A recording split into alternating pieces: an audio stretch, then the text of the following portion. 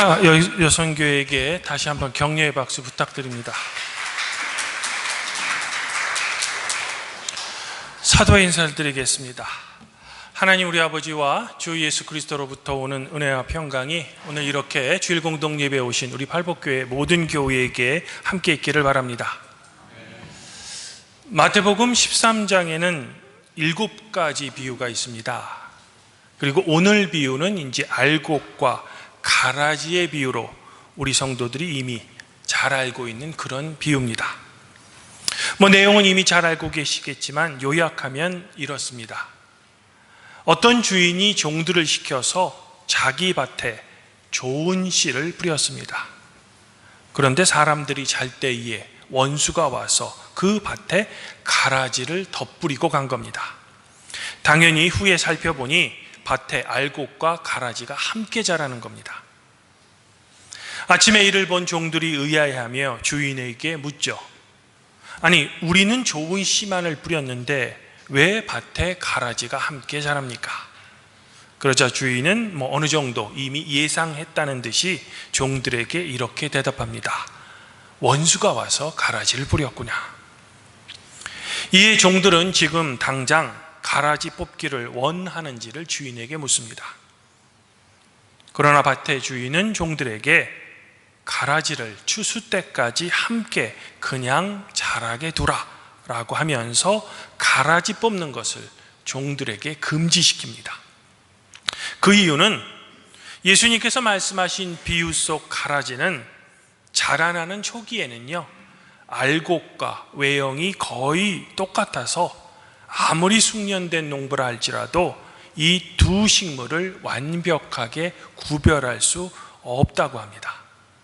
또한 가라지의 뿌리는 알곡보다 훨씬 더 깊고 넓게 퍼져 있어서 알곡의 뿌리와 복잡하게 얽혀 있다고 합니다.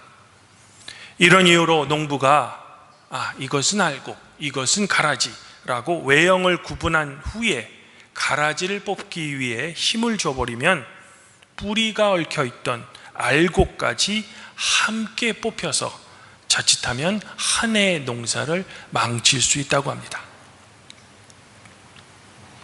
이처럼 우리 인간은 우리의 지혜가 아무리 높다 한들 알곡과 가라지를 완벽하게 구별할 수 없습니다. 그러므로 예수님께서는 사람이 억지로 알곡과 가라지를 골라 내려다보면 알곡까지 함께 뽑힐 위험이 있으니 그냥 추수 때까지 함께 자라도록 명하셨던 겁니다. 이를 우리 인간 사회에 비유하면 유한한 우리 인간의 주관적인 기준으로는 누군가를 가라지다 라고 단정하고 그것을 공동체로부터 솎아내려 하다 보는 오히려 참된 신앙을 정죄하고 실족할 수 있는 죄를 범할 수 있다라는 일종의 주님의 경고입니다. 러시아의 대문호 톨스토이의 대표작 중에는 인간은 무엇으로 사는가 라는 단편이 있습니다. 이 소설의 내용은 이렇습니다. 천사 미하엘은 하나님께 명령을 받습니다. 어떤 산모의 목숨을 거두라. 그래서 천사 미하엘이 그 산모에게 갔습니다. 그런데 아기들이 있는 겁니다. 이 산모의 목숨을 건지면 이 아이들은 죽을 것만 같습니다. 해서 천사 미하엘은 하나님의 명령을 지키지 않고 천국으로 옵니다. 즉 하나님의 부당해 보이는 명령을 거부했던 거죠. 그러나 다른 천사가 이 산모의 목숨을 거둡니다. 그리고 하나님의 명령을 거부한 미하엘은 결국 벌로 하늘에서 쫓겨나서 세상에 내려옵니다. 이후 미하엘은 구두방을 운영하는 주인 부부와 함께 살며 하나님께서 미하엘에게 던지신 3가지 질문에 대한 답을 찾아갑니다. 그 질문은 다음과 같습니다. 첫 번째, 우리 인간의 마음에 허락되지 않는 것은 무엇일까? 두 번째는 인간은 무엇으로 사는가? 마지막 3번째는 허락되지 않는 것이 있다면 반대로 주어진 것은 무엇인가? 톨스토이는 천사 미하엘이 이 세 가지 질문에 대한 답을 찾는 과정에서 독자들에게 우리 인간의 한계, 그리고 우리가 알 수 없는 신의 섭리를 가르쳐 줍니다. 어느 날 한 부자가 미하엘이 일하는 구두방을 찾아옵니다. 그리고 1년 동안 신어도 끄떡없는 장화를 미하엘에게 주문합니다. 하지만 한때 천사였던 미하엘의 눈에는 그 부자 뒤에 서 있는 죽음의 천사가 보입니다. 정작 그 부자는 불과 몇 시간 뒤에 자신에게 닥칠 죽음을 전혀 알지 못했죠. 결국 부자는 장화 대신에 1년 동안 끄떡없는 장화 대신에 죽은 사람에게 신기는 장례용 신발을 가져가게 됩니다. 이처럼 우리 인간은 당장 눈앞의 미래도 전혀 알 수 없는 불완전한 존재입니다.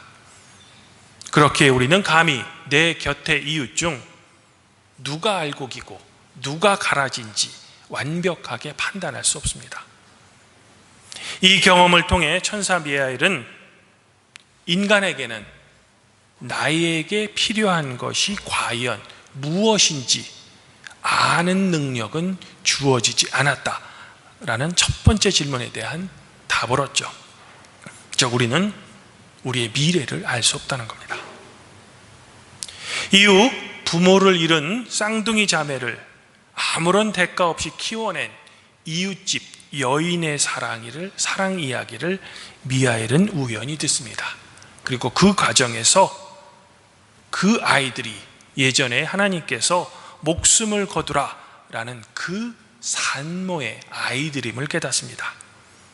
즉, 산모는 죽었지만 그 아이들은 천사 미하엘의 걱정대로 죽은 것이 아니라 바로 옆집 여인의 사랑으로 살아났던 겁니다. 미하엘이 전혀 예상하지 못한 하나님의 계획이 있었던 거죠. 이 순간 미하엘은 두 번째 질문에 대한 답을 깨닫습니다. 그것은 우리 인간 사회를 유지하는 것은 가라지를 솎아내는 날카로운 비판이 아니라 불완전한 우리 인간을 서로 품어주는 사랑이라는 사실 말입니다. 즉, 우리 인간은 내게 필요한 것이 무엇인지 알 수 있는 능력은 없습니다. 불완전한 존재입니다. 그러나 인간은 서로를 향한 사랑 때문에 살아간다는 겁니다. 그리고 이 사랑이 불완전한 인간이 천사보다 위대하게 만드는 거죠. 이제 마지막으로 하나님께서 인간 각자에게 필요한 것을 다 알게 못하게 하시고 서로를 의지하게 된 이유는 바로 인간들이 떨어져 살지 않고 공동체가 되어 하나가 되어 살기를 바라시기 때문이라는 것을 깨닫습니다. 만약 우리 인간에게 알곡과 가라지를 완벽하게 구별할 지혜와 능력이 있다면 우리 인간은 언제나 서로를 정죄하고 서로를 분열했을 겁니다. 이렇듯 하나님께서는 완벽한 판단력 대신에 부족하지만 서로를 채울 사랑을 선물로 주신 거죠. 결국 성경의 비유와 톨스토이의 소설은 하나의 진리를 우리에게 이야기해 줍니다. 판단과 심판은 오직 하나님, 즉 종말의 추수꾼의 영역이니 한계가 있는 우리 인간은 함부로 다른 사람을 가라지다라고 정죄하지 말고 오히려 사랑과 포용으로 살아가야 한다라는 메시지인 겁니다. 사랑하는 성도 여러분, 그러면 여기서 이런 의문이 자연스럽게 듭니다. 그렇다면 우리는 이 세상을 살면서 분명한 악에 대해서 그 어떤 정죄 그리고 어떤 판단도 하지 말아야 하는 걸까? 결코 아닙니다. 오늘 예수님의 비유는 악을 방치하거나 악에게 동조하라는 그런 의미가 아닙니다. 오늘 말씀과 톨스토이의 가르침은 인간이 신의 영역인 인간의 본질과 영원한 구원을 최종적으로 심판하려는 오만을 경계하라라는 뜻이지 결코 사회적이며 도덕적인 악에 침묵하라는 의미가 아닙니다. 오히려 예수님께서는 분명히 우리에게 이렇게 말씀하셨습니다. 내가 세상에 화평을 주러 온 생각하지 말라. 화평이 아니요 검을 주러 왔노라. 악에 타협하여 얻는 거짓 평화는 진짜 평화가 아니죠. 불의에 맞서 진리를 위해 치열하게 투쟁할 때 바로서 하나님의 참된 평화가 그곳에 있었던 겁니다. 종교개혁자 마틴 루터는 그의 대교리 문답에서 이 진리를 우리에게 더욱 쉽고 명확하게 가르쳐 줍니다. 루터는 주기도문에 오늘 우리에게 일용할 양식을 주시옵소서라는 간구를 설명하면서 일용할 양식이란 그저 우리가 먹는 빵뿐만 아니라 우리의 가정이 평화롭고 정부가 공의로우며 사회 경제가 정직하게 돌아가는 우리 삶의 모든 조건을 일용할 양식이라고 말합니다. 이런 이유로 루터는 우리에게 엄중히 경고합니다. 일용할 양식을 파괴하고 해치는 모든 악과 불의에 대해 그리스도인은 단호히 저항해야만 합니다. 가난한 자의 양식을 빼앗는 착취, 평화를 깨트리는 폭력, 그리고 사회를 멍들게 하는 도덕적 타락은 사탄이 우리의 일용할 양식을 빼앗으려는 악한 시도입니다.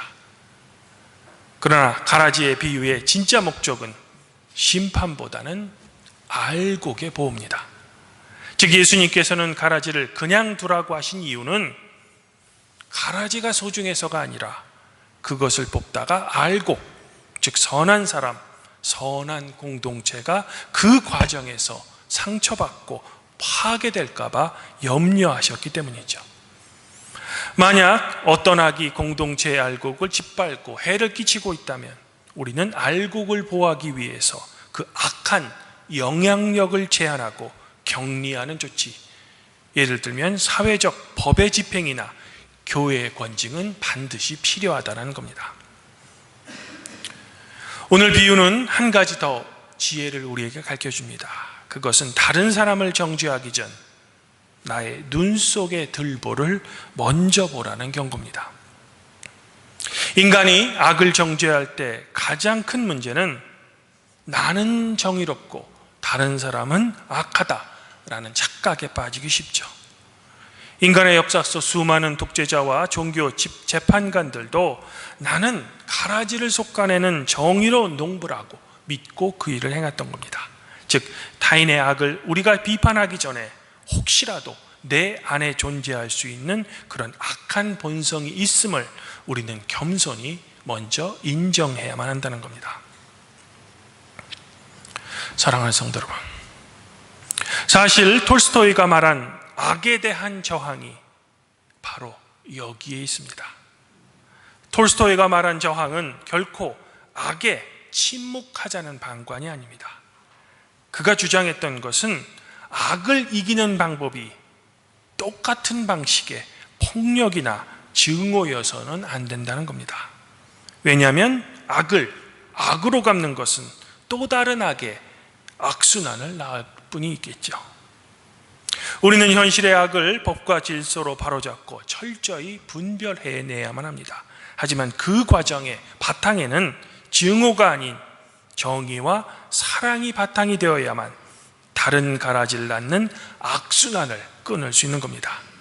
결론적으로 우리는 현실의 악에 대해 철저히 분별하고 정의를 구해야 하지만 타인의 인격과 영혼을 영원히 낙인 찍히는 정죄는 유보해야 한다는 겁니다. 악에 저항하되 가라지를 대하는 우리 인간의 태도가 어떠한지 보여주는 한 가지 중요한 역사적인 이해가 있습니다. 바로 남아프리카 공화국의 인종차별 정책이었던 아파르타이드 헤이트의 이야기입니다. 남아프리카 공화국은 백인 정권들이 흑인들을 철저히 착취하고 폭력으로 억압했습니다. 이에 대해 넬슨 만델라는 27년이라는 긴 세월 동안 감옥에서 투쟁했습니다. 넬슨 만델라는 마르틴 루터의 외침처럼 일용할 양식을 파괴하는 사회적 불의에 대해 단호히 저항했습니다. 그리고 마침내 1994년 남아프리 공화국 흑인 최초로 대통령이 단성됐습니다. 이제 사람들은 만델라가 대통령이 됐으니까 그동안 당한 흑인들이 백인들을 향한 피해 보복이 이루어질 것이다 라고 예상했습니다. 가라지를 모조리 속간에 심판할 차례라고 기대했던 거죠. 그러나 만델라가 똑같은 폭력과 증오로 보복했다면 남아공은 또 다른 가라지를 낳는 피비린내 나는 악순환에 공멸했을 겁니다. 하지만 만델라는 대통령 취임식장에 자신을 27년 동안 감옥에서 감시하고 괴롭혔던 백인 교도관들을 귀빈으로 초청했습니다. 그리고 악명 높은 법적 불의는 철저히 철폐했습니다. 그러나 사람들을 향한 보복 대신 진실과 화해위원회를 구성했죠. 만일 가해자들이 자신의 죄를 진정으로 진실되게 고백하면 그들을 법적으로 용서하고 품어줬습니다. 만델라는 제도의 악, 구조의 불이라는 가라지에는 치열하게 저항해서 알곡들을 보호했지만 백인이라는 인간을 가라지로 낙인 찍어 솎아내려 하지 않았습니다. 증오가 아닌 정의와 사랑을 바탕으로 악의 고리를 끊어낸 이 위대한 만델라의 행보는 톨스토이가 말한 악에 대한 저항의 본질이자 오늘 예수님께서 우리에게 보여주신 천국의 방식일지 모르겠습니다. 오늘날 세상의 거대한 불의한 악의로부터 그리고 성도 여러분들 주변에 존재하는 거친 가라지들로부터 말할 수 없는 고통을 받으셔서 성도 여러분들의 마음이 너무나도 힘들고 지치십니까? 아니면 세상의 억울함과 분노로 참을 수 없으십니까?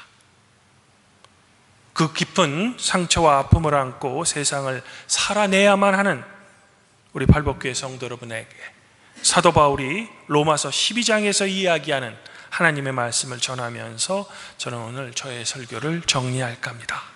사도 바울은 이렇게 이야기합니다. 아무에게도 악을 악으로 갚지 말고 모든 사람 앞에서 선한 일을 도모하십시오. 할 수만 있거든 모든 사람과 화평하게 지내십시오. 내 사랑하는 사람들이여, 당신들이 친히 원수를 갚지 말고 하나님의 진노하심에 맡기십시오. 기록되었을 때 원수 갚는 것은 내게 있으니 내게 갚으리라 라고 주님께서는 말씀하셨습니다. 오히려 당신의 원수가 줄이거든 먹이고 목마르거든 마시게 하십시오. 그리함으로 그 숯불을 머리에 쌓아 놓으십시오. 악에게 지지 말고 선으로 악을 이기십시오. 사도 바울의 이 말씀이 성도 여러분들의 깊은 상처를 치유하시고 힘든 이 세상을 이길 영적 힘이 되시기를 저는 지금 먼저 소망해 봅니다. 더불어 미움과 갈등보다는 서로를 사랑하는 긍휼의 마음으로 이 힘들고 지친 세상을 살아내시기를 더불어 소망해 봅니다.